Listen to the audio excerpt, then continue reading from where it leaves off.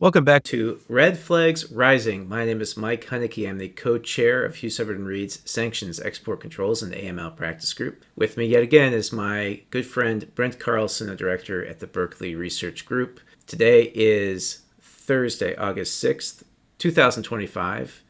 I want to give a shout out to the listener who suggested we include the calendar year, and I'm flattered that they are expecting us to continue into the next year. It is just after 4:30 p.m. U.S. Eastern Time. Brent, how are you doing today? Hey, Mike, it's great to be here. And behind me is San Francisco, California, the AI capital of the world. Brent, we're not at a loss for topics, given all the events that are happening these days. What's the topic we're going to talk about today? We're going to talk about preventing diversion, including smuggling, starts close to home. There's a great case that just came out. It has a lot of interesting key takeaways to unpack. The case is United States of America versus Chuang Gang and Shaiwei Yang, case number 225MJ04821. About it being close to home, this was an arrest here in the United States, down near Los Angeles, in the United States District Court for the Central District of California. For anyone interested in looking at the underlying documents in the show notes, we'll include the case number and some links of where you can find the documents. We've seen actually many cases going back to some of the individual prosecutions by the National Security Division where intermediaries were using U.S. companies as fronts for purchases that then they diverted. This does start at home. When these arrests were unsealed, the affidavit in support of the arrest was also unsealed. I've found, Brent, I know you have too, that when there's a new case that's disclosed and made public, sometimes the affidavit of the investigating agents involved, whether it's BIS or FBI, provide really interesting data points. We should give a shout out to the name redacted special agent at the Bureau of Industry and Security who put this together and who did the legwork underneath this, I'm sure with a lot of her or his colleagues' support and other perhaps U.S. agency support as well. If you're looking for case studies, not only about how do things end badly, but what happens as the government moves closer and closer to that conclusion, or to thinking about, okay, do we need to issue an administrative subpoena? Is there going to be a civil settlement here? Or is there going to be a grand jury subpoena? Is there going to be a criminal resolution? Knowing the fieldcraft of the BIS Special Agents is really important. If you're getting requests for voluntary cooperation, it helps you get a feel for what might be coming down the road and allows you to anticipate when you're giving those initial responses what other things they might be doing in the background and what actually would be most helpful to them. Frankly, it allows you to anticipate what they might ask if they come back again. For those who may be listening and they're not in the trade compliance function or the legal compliance function at a company, but they're looking at it from a strategic or broader business issues, keep in mind that export controls enforcement and preventing diversion is core to America's AI action plan. It's central to the president's executive order on July 23rd on promoting the export of American AI technology stack. It's all out in the guidance that BIS put out on May 13th. It's probably going to be another key part of any future guidance that's going to be coming out of BIS as well. So one thing to keep in mind in all this, whether you're a legal and compliance professional or you're in other parts of the operating business, is export controls offer a competitive advantage over your competitors. If you get this right, you can sail through this and you can take advantage of America's AI action plan and all the opportunities that provides. But with those opportunities come responsibilities. Those companies, your competitors, who do not play the new game in the right way are going to get tripped up. They are not going to be as successful in this great AI global race. Keep that in mind as we go through it. This is not about getting lost in the weeds on a particular case. We're not going to get lost in the details. We're focusing on certain details that will allow you to have competitive strength out there in the marketplace. The juice is the implications for corporate enforcement. So let's walk through the background of the facts of the case.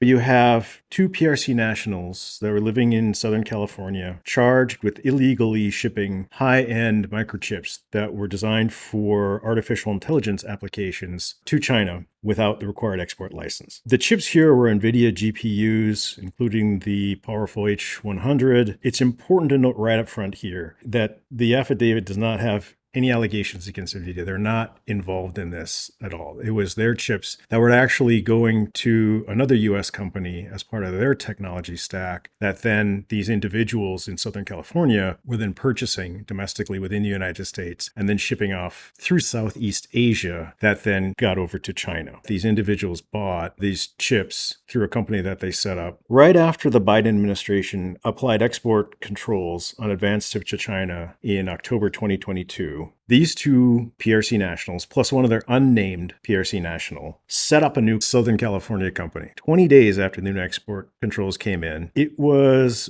a fairly thin operation. There are only known to be 3 employees in a small office in the LA area, no operations. This is a classic example of what's covered in the news about smuggling advanced chips to China. When you're talking about export controls, compliance, and enforcement, this is really a diversion issue. You know, what's interesting about this, Brent, is a point we've been talking about, but also BIS has been identifying in guidance for some time. If the purchaser, even if they're an intermediary, appears to be a fly-by-night operation or what some people might call a briefcase firm or a letterbox firm, we might call it the front company, then obviously they expect you to do greater due diligence into that. Now, we're all looking at this with hindsight here. The supplier hasn't been charged, although they are mentioned in the facts of the affidavit, but this front company was created soon after a significant change. We've been talking for a long time, Brent, about the importance of holistic and dynamic assessments of risk. This is exactly what we're talking about. A big change happens. You can't get the same chips to the same people anymore. Some guy shows up with a miracle solution. It's his new company in Southern California. They sort of have a website, but it doesn't quite make sense. They really appear out of nowhere. There's a lot of telltale signs that this is not a real thing.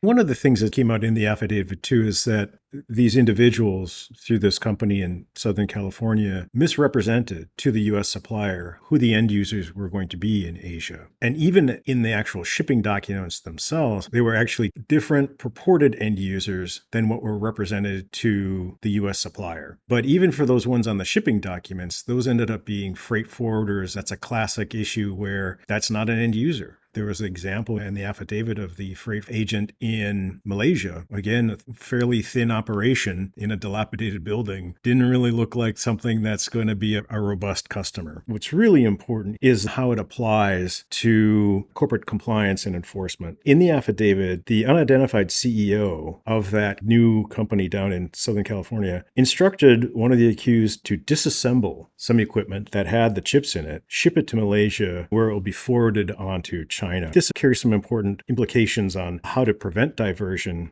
There's been a lot of discussion on how to address the smuggling issue. This is an example where the way it works for stuff going to the PRC, it's not going to be whole big data centers that are going to be forklifted over like multiple tons of equipment. It's going to be broken apart and put into pieces. PRC is full of technical talent to help put that stuff back together. That's how it works. Preventing diversion, it's not about going in and counting the racks, the server racks that are going to be in there. It's looking holistically at all available information and applying that high probability perspective to it. Counting the racks is not where the juice is going to be. In the Qing dynasty, companies had 3 different sets of books. Fraud is not something that's new here. I did a case in Asia where it revolved around bogus assets, of all things frozen meat. And counting the boxes didn't do it because there were mislabeled boxes, labels were switched, the contents actually were not what they were reported to be. So instead of filet mignon, you're getting lips and butts.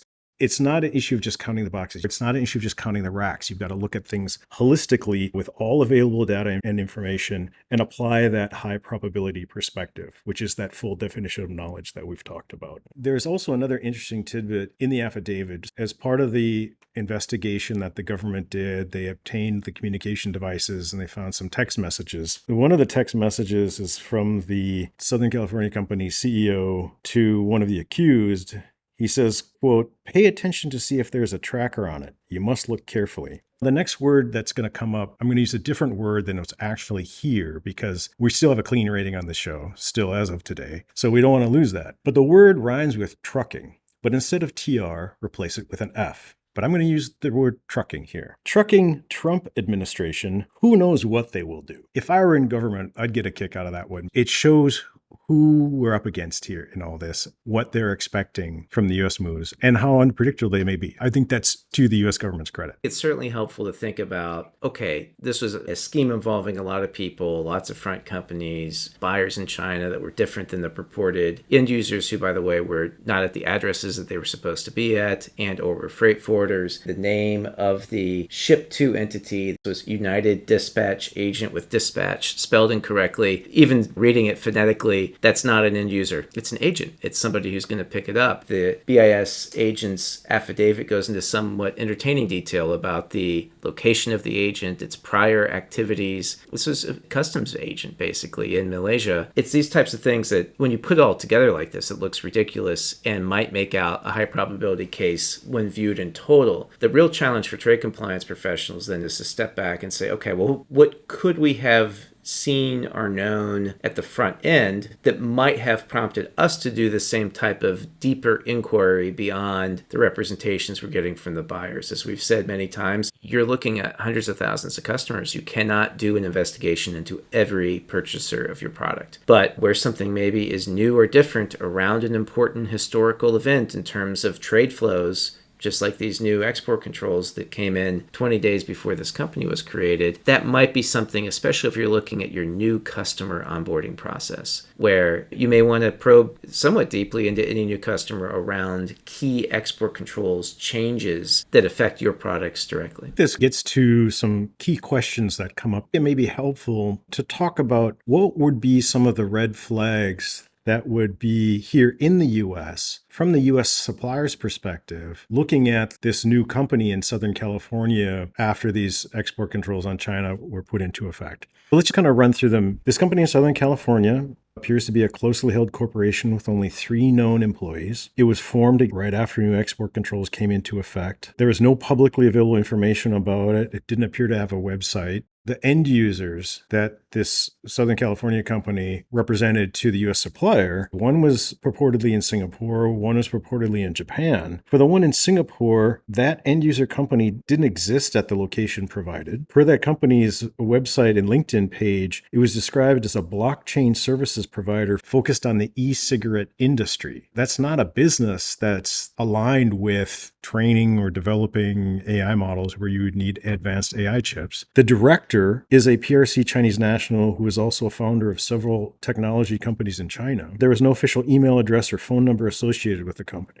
For the other purported end user, this was an address in Japan, which appears to be a residential address. And its main business activities were described as a real nebulous application, development, maintenance, and operation. Again, doesn't really look like a robust customer in terms of using advanced hardware for AI development. These would be red flags that would have been apparent from that U.S. supplier's perspective that would come out in due diligence. This raises a couple questions in terms of what sort of know your customer due diligence should companies be doing, especially in this era of high probability enforcement, and what are the General Prohibition 10 implications in all this? All good questions, Brent. What we don't know from the arrest affidavit is how many potential purchasers the supplier had that were like this, right? We don't know, do they have tens of thousands of customers that are somewhat like this in terms of the quantity that they're purchasing, how many different ones they have? That's something we don't know, but that would be relevant to, in the instance of the order, whether this should or could have stood out to the people doing the initial KYC screening and the initial order intake. To me, what's interesting is that there is reference in the affidavit to the Bureau of Industry and Security reaching out in December of 2024 to the company asking for information about this purchase and about this purchaser. The supplier provided the information, so they've been cooperating. That's great. When you get an outreach visit from BIS, sometimes they're general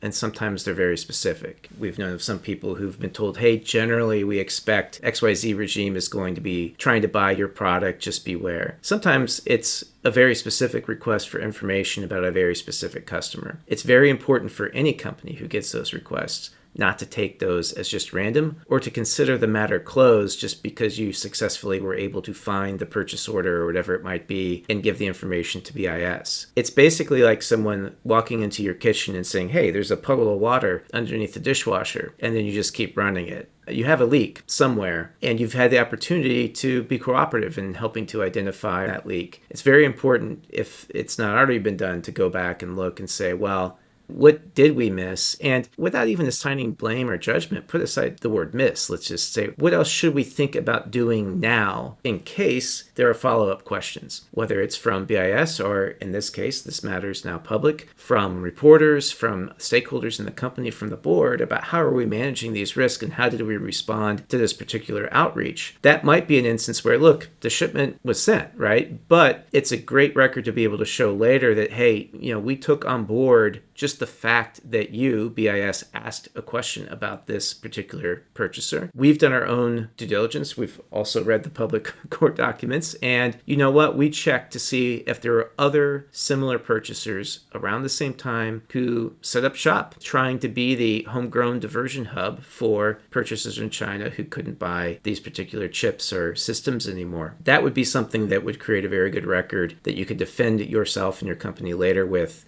anybody, whether it's BIS, whether it's you, Brent, it's me, whether it's the media, whether it's stakeholders or boards, would assume with a country the size of China and with a market the size of China's, and frankly with an appetite that China has for these types of high-end leading edge chips, this isn't likely to be the only attempt that was made to procure chips to divert them to prohibited end users or for prohibited end uses, or frankly just to ship them without a license for whatever purpose. We focus, Brent, I think appropriately, on end use and end user restrictions as being really the future of where we think enforcement is heading. There are still item-based restrictions that would have been triggered here. The other thing we don't know that we should point out is that, especially in just the normal course of business, sellers may not have visibility into the shipping documents that the BIS agent dutifully walks through here. They certainly wouldn't have access to the purchaser's Gmail addresses that the BIS agent was able to mine effectively here. So there may be a lot more information in this arrest affidavit than the particular supplier ever knew. But this affidavit is a window into what some of those red flags might be hiding. They're not all going to be hiding this,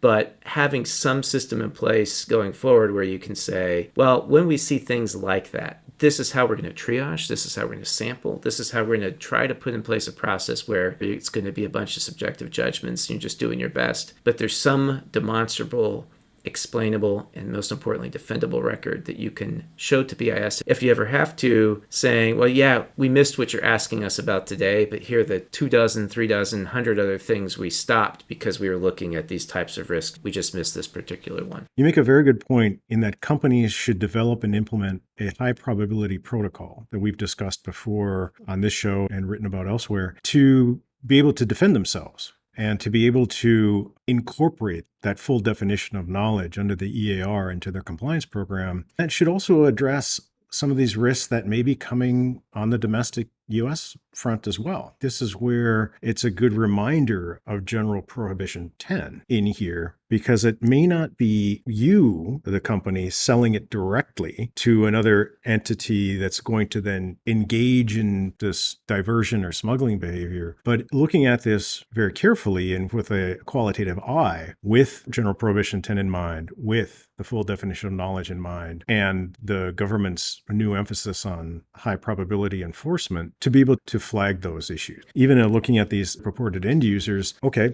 what do we know about them? And then making sure that we have a process for resolving them before proceeding. And all the more reason to adopt a high probability protocol, Brent, is that the agents are applying a high probability mindset in deciding where their investigations will lead them. The agent talks about training he or she received here, both formal and informal, specifically on red flags analysis, identifying red flags and analyzing the risks that are behind those red flags. You can see in this very detailed affidavit how those red flags led to further questions, led to further questions, led to further questions. The agent ultimately got to the bottom of the case and signed an affidavit in support of the arrest of these 2 individuals and a third who remains at large. So if you're wondering what's going on behind the scenes, when I get questions from BIS that seem very specific about very specific purchasers or forwarders or end users, this is the type of gumshoe police work that's being done by BIS day by day, chasing these cases down. We've talked about sometimes how long these investigations can take. when we talked about the $140 million settlement most recently, Brent, that was a long process. There was an administrative subpoena in 2021, presumably correspondence that led up to that. There were grand jury subpoenas several years later. If we just look at the dates from this affidavit, things can move pretty quickly. The conduct allegedly was from October 2022 to July 2025. On December 10th, 2024, there's a shipment that was stopped and inspected by customs. On July 31st, 2025, a search warrant was executed at the offices of this front company. On August 1st, which is really the next day, is when this arrest affidavit was submitted under seal in court, and then it was announced just on Tuesday of this week, on August 5th, publicly by the U.S. government. Sometimes these things, I think as you said in your managing up last time, Brent, can take longer than we expect to develop, but then they move very quickly.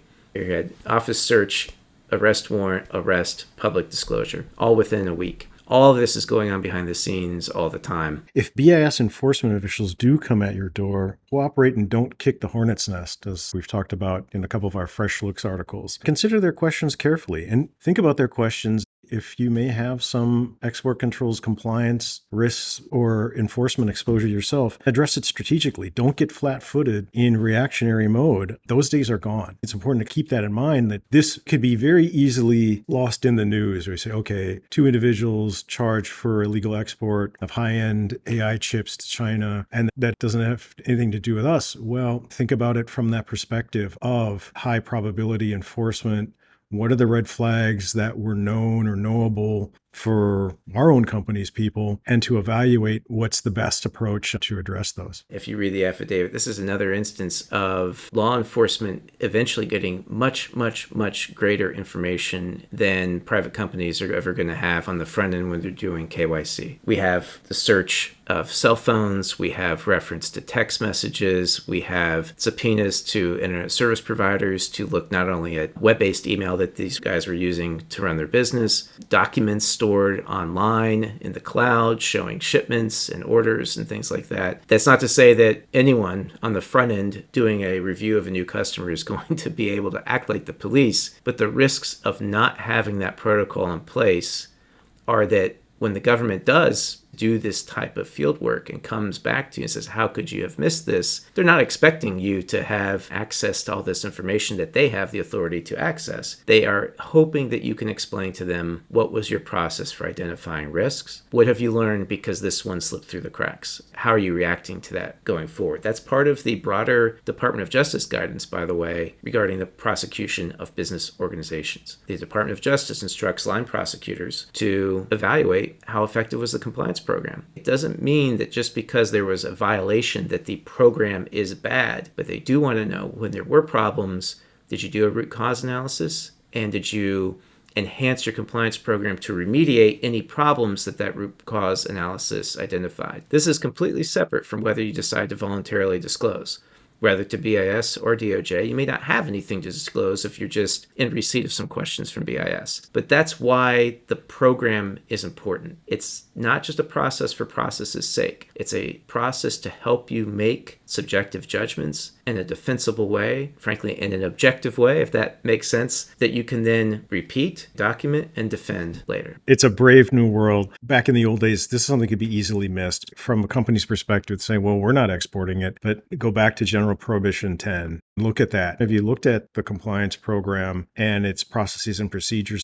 Does it address potential issues like this? Because those bad actors out there that are intent on engaging in diversion, engaging in smuggling activities, they're going to be trying anything by hook or by crook. Sometimes this could be close to home. And are we addressing these as well? That's important to think about from a big picture perspective.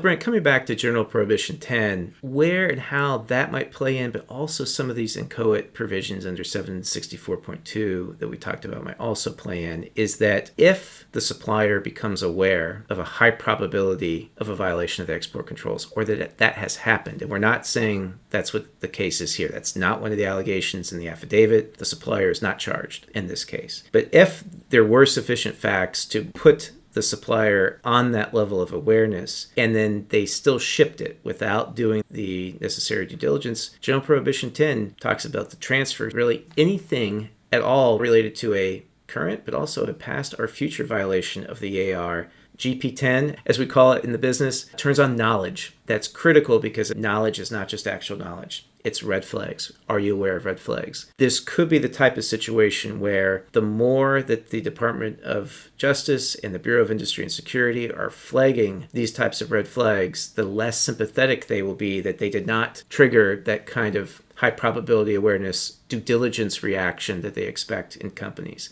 Coming to 764.2, what's interesting about this affidavit, Brent, is not only is there the smuggling charge really here, there's a conspiracy charge.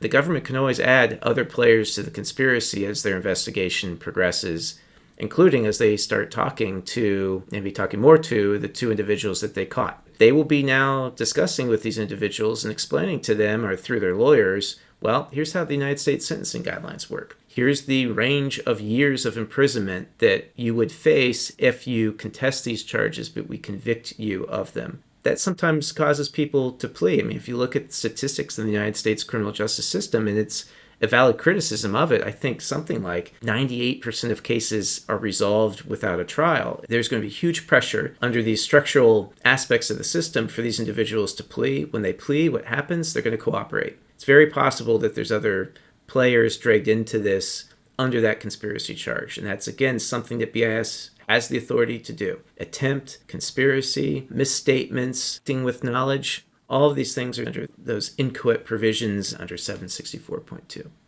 Well, Brent, that brings us to managing up. What is your managing up segment for today? Solutions may be found right under your nose. When we're looking at this whole world of preventing diversion, temping out the smuggling, before chasing around the world and playing whack-a-mole compliance or a never-ending snipe chase, start with the information, data, and due diligence done close to home.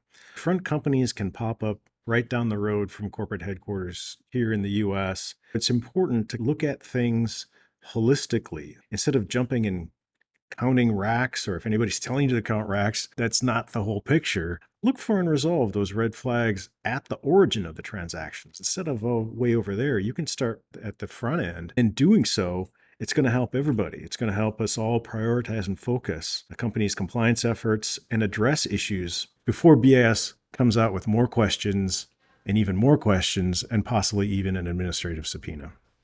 Absolutely, Brent. Well said.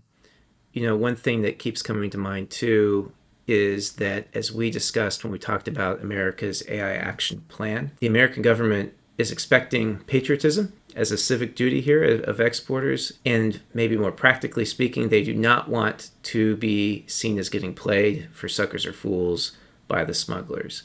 I wouldn't be surprised at all if we see a lot more and very public disclosures of enforcement activity, both against individuals and entities or companies. These very specific facts about the smuggling scheme, including that these guys were going to break apart a large piece of equipment to then smuggle it, are going to significantly influence public debate around what does the AI action plan look like and what is expected of people who want to profit from it.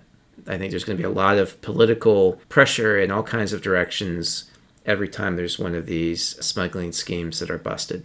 Brent, there is a lot of debate about how easy or not it is to smuggle things, and that debate cuts both ways. Sometimes those comments have been reported as, well, it's so difficult to smuggle, smuggling really isn't a concern, and our export controls don't need to be as robust. On the other side of that is, well, if they are smuggled, then shouldn't it be easy for somebody to have stopped it in the first place? If you look at this, you're talking about, at least in one instance, an order from December of 2023 of 106 servers. Looking up some of the technical specs on that, each of those gross weight is around 225 pounds, 23,850 pounds. Brent, that's almost 12 tons. Now, you don't have to ship them all together, but you can see why in that instance they would want to ship these individually, at least not ship it all at once. Or you've got the instruction to disassemble them and ship them. So I think it goes back to that point where if somebody's telling you that it's just all about counting the racks, then they're trying to play you for a fool or a sucker. That's not the whole story. There's more to it than that. There's a whole lot more to come. Well, Brent, that concludes this episode of Red Flags Rising. Be well. Thanks, Mike. Be well. And everyone else out there, be well.